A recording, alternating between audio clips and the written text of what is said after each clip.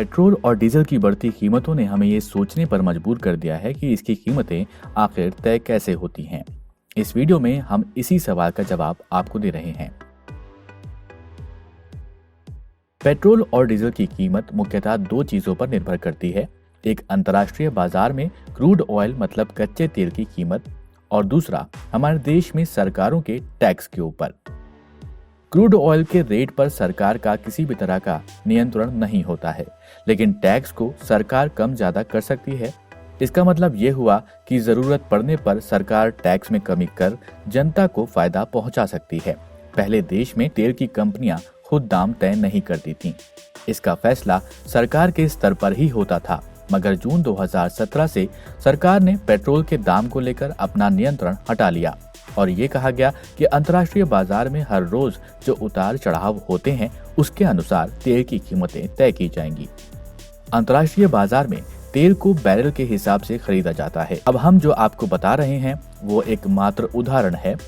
जिस रेट पर अंतर्राष्ट्रीय बाजार से तेल खरीदा जाता है उसमें करीब 50% से ज्यादा टैक्स होता है।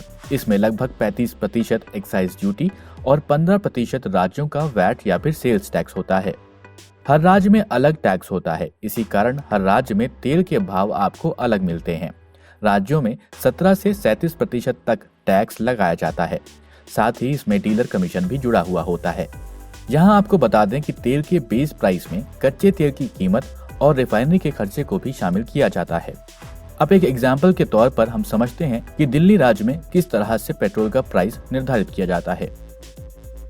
ये डेटा मात्र आपको समझाने के लिए है और पेट्रोलियम प्लानिंग एंड एनालिसिस के द्वारा लिया गया है। अगर हम दिल्ली की बात करें तो रिफाइनरी कच्चे तेल को 29.34 प्रति लीटर में खरीदती है। क्रूड ऑयल के ट्रांसपोर्टेशन में प्रति लीटर खर्चे की कीमत करीब 37 पैसा आती है। ओएमसी डीलर से 29.71 लेती है। यहाँ ओएमसी का मतलब ऑयल मार्केटिंग कंपनी से है। यहाँ पर केंद्र के द्वारा 32.98 एक्साइज ड्यूटी लगाई जाती है। इसके बाद डीलर उस पर 3.69 कमीशन के तौर पर जोड़ता है, मतलब 3.69 रुपीस। इसके बाद राज्य का वैट या फिर सेल्स टैक्स लगाया जाता है।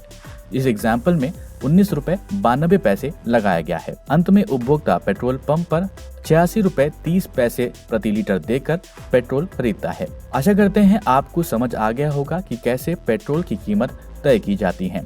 अगर आपको ये वीडियो पसंद आया तो इस वीडियो को अपने दोस्तों के साथ भी शेयर करें और सब्सक्राइब करें जागरणजोश.com।